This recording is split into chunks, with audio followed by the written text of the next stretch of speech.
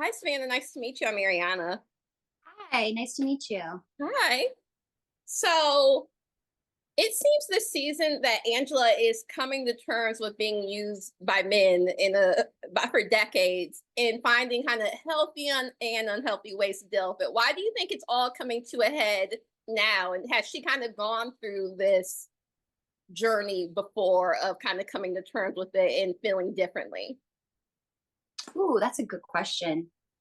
Yeah, I think she dealt with it for a really long time by holding on to her anger and holding on to this like resentment, and kind of isolating herself from people and from relationships. And definitely she has let go of a lot of her human side, the human emotions, and what that the shame. I think she's kind of let go a lot of that and like kind of tried to push that away and really just held on to the anger side.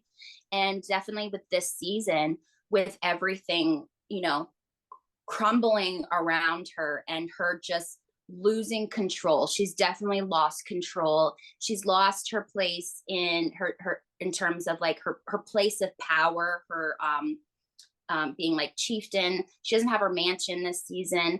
And then on top of that, all of a sudden she has this information about angels coming through, which in our world, it's one of those things where it's like people have heard about the angels, but you didn't know if it was real. And so she's like, are you flipping kidding me? Now there's angels and they want to kill us. Like, what else can go wrong?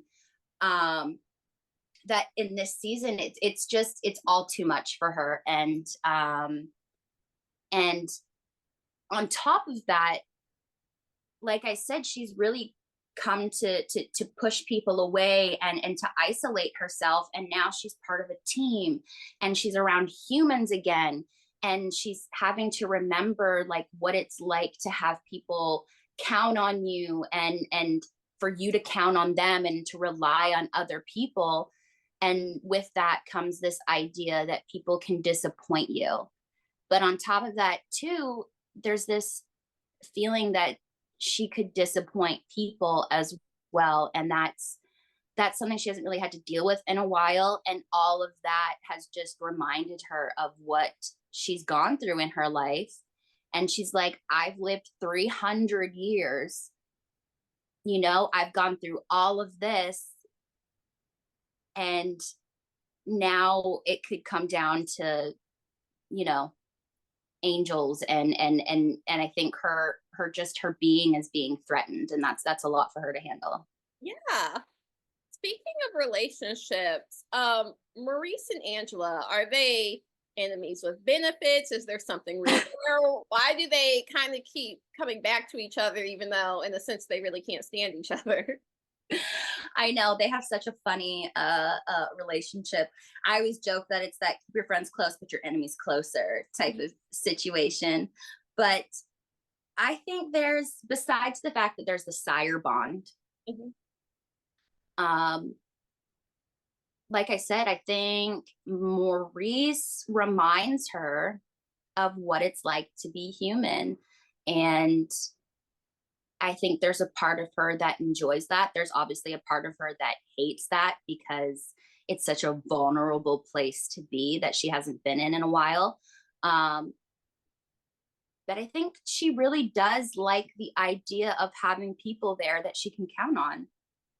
I think she hasn't had that in a really long time. And there's also an acceptance when it comes to Maurice. He accepts Angela for the person that she is. He knows that she can be kind of crazy. He knows that she can be difficult, but at the same time, he doesn't try to change her. And I think she appreciates that and enjoys that friendship and that love that comes from someone accepting you for who you are. Yeah. This season, as you were saying, she's kind of on the team and she has a less antagonistic relationship with Reginald. How is that like for you, Savannah, to have like a on camera less antagonistic relationship with Jacob, that it's not just kind of butting heads the entire time? Oh, it's a lot of fun. Definitely, there was times in the first season where I'd be like, am I being too mean? Or depending on like the script, I'd be like, dude, this is so mean. I'm so sorry I have to say this. And he'd just be like, it's okay. But like, you know, there were some times where I was like, this is so mean. I feel so uncomfortable saying this. But definitely there's more of a funny dynamic between the two. It's a lot of fun to play off Jacob.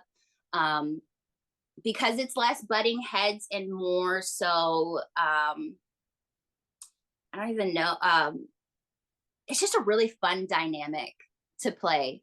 And it was a lot of fun to get to act those scenes out with him. Because every time we could kind of do it a little bit different. I could be a little bit more like harder on him, or I could be a little bit lighter.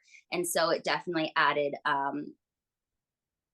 some more excitement to the scenes. Yes. So Reginald and a lot of the others work at the Slushy Shack. Do you like slushies, or do you find them to be a bit gross? Me personally? Yes, yes. Oh, I don't mind a slushie. I like slushies. I used to like slushies a lot when I was a kid. I haven't had them in a really long time.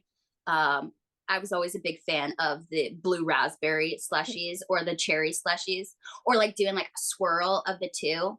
Yeah. Yeah, I definitely, they remind me of summertime a lot. Yeah. So yeah. I don't mind a good slushie. Yes. You have been on So Real Estate as well, another supernatural show, also on Sci-Fi. What kind of brings you into kind of these supernatural roles? Was it something you were interested in before as a fan watching it, or why do you take these types of roles?